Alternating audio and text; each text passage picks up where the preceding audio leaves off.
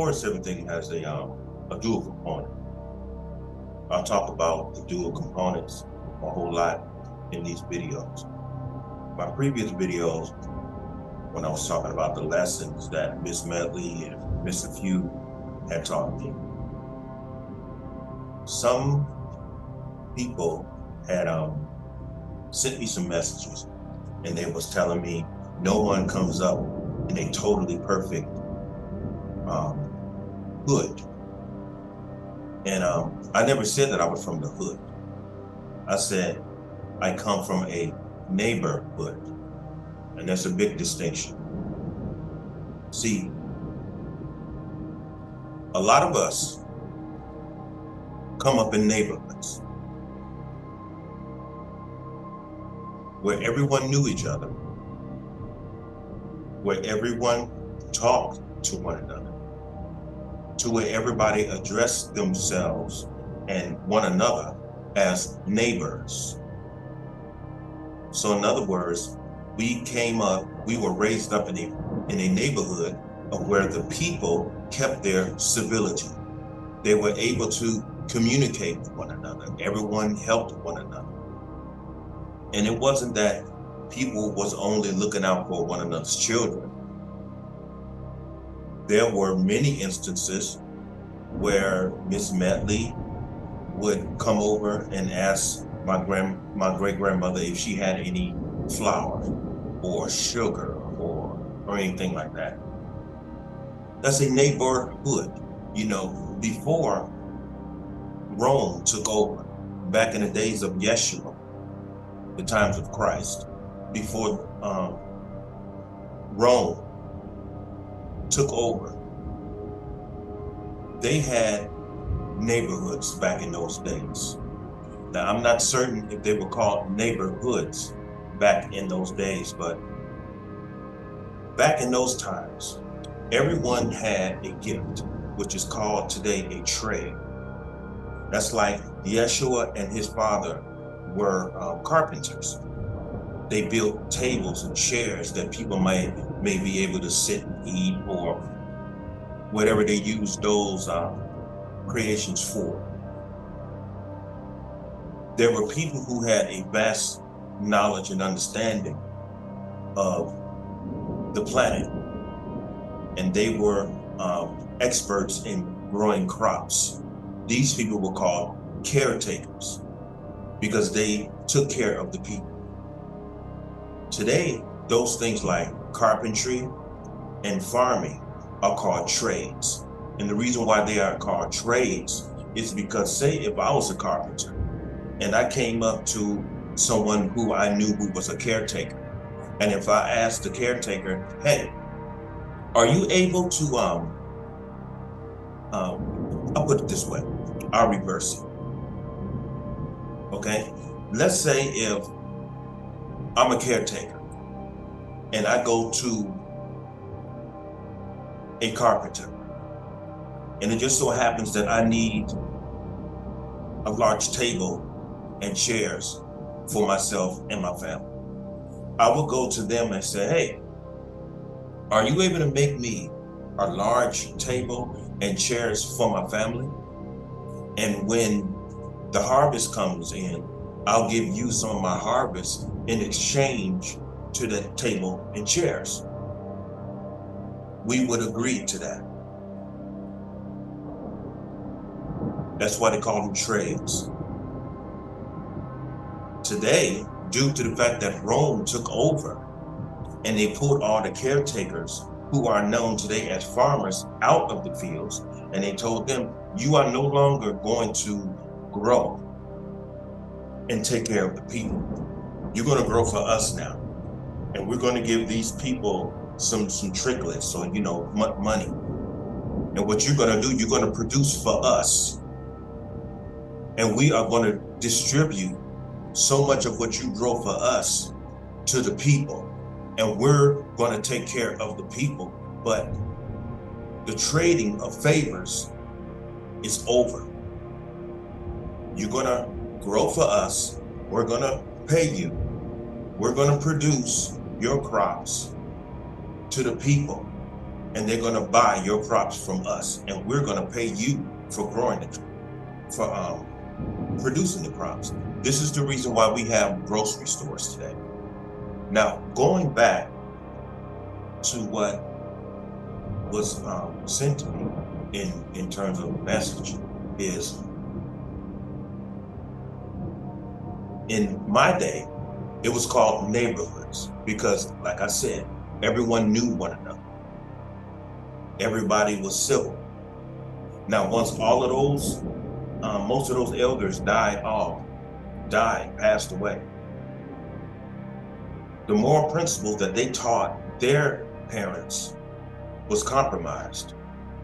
Started in 1974. And when those moral principles were compromised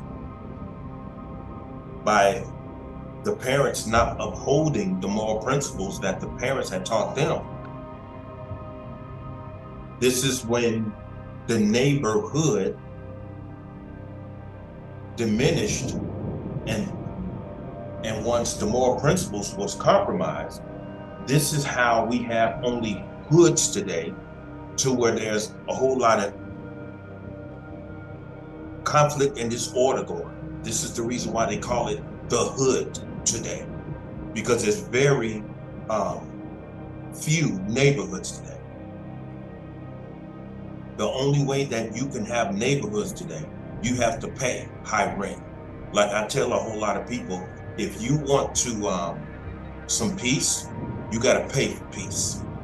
You have to pay a high price for peace, like I'm doing right now, because I'm a writer and I have to have peace. And so I don't mind paying $1,300 to $1,400 rent in order to get that peace. And I would rather pay high rent because I would rather live in a neighborhood the way that I was raised. And this whole thing of being proud to live in the hood, that's a mental illness in my book. Now, you done already glorified it in your music. And the only thing you are the only thing you're doing is encouraging conflict and disorder, when you need to encourage that which you oppose. At least you said you opposed it. Well, we're rapping about what's going on in the hood. And in the same sense, you're glorifying what's going on in the hood, even though you don't agree with what's going on. So which one is it going to be? Are you going to teach the younger generation that growing up in a disorderly type environment, is it good or is it bad? Because I don't see anything good about it. I was asked, what do you know about the hood? Well, the hood wasn't that far from us. Wasn't that far, but everyone stayed in their place according to their lifestyles. And what I mean by that, we used to all go to an elementary school called McDade. And McDade separated what was the neighborhood from the hood. There was a street that McDade School sat on called Indiana. And everything from Indiana on up to State Street was considered the hood. And this is where all of the children who were considered chaotic and disorderly resided. And so it was always some shootings and killings going on there. But on the other side of McDade School, a street called Prairie, and from Prairie all the way up past Calumet, the city that I resided on, up to Kings Drive, was considered Chatham Village. So we were right next door to what is considered the hood. So I didn't have to go too far to study what you think that I don't know when in terms of the hood. I didn't have to go too far to learn it. I also didn't have to go too far to understand the effects that that type of environment had on the character of human beings. All I had to do was observe the people who resided in that area. Now, not everyone over there was hood in terms of mentality, because there was a whole lot of people who I felt like didn't deserve to live in that environment, but they did. They did. But was it their fault? No. No. It's just that on that side of McDade School, the area that I was referring to, obviously some compromise started happening over there first. The whole thing that kind of irritates me is that whenever a person like me talks about how beautiful their upbringing was and how much they admire the elders who taught them lessons of morality and wisdom, it's shot down. It's shot down like we don't know anything, like you people are weak. I don't see why that is your perception, considering I'm 60 years old and there's other people of my age that have survived, who came up in neighborhoods that was ordered. A whole lot of people who reside outside of these neighborhoods,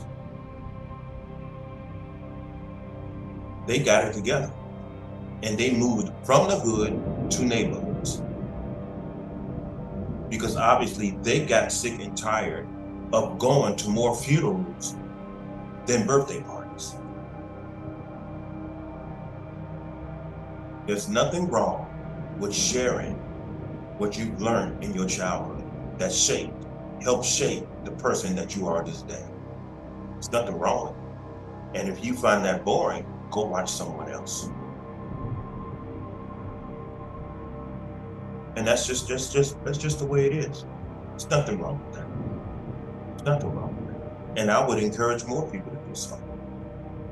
I would encourage more people to do so. Never be ashamed of where you come from. And you know, when my great-grandmother told me, don't lose yourself, that was her way of saying, don't forget where you come from. And everywhere you go in life, you carry those principles with you.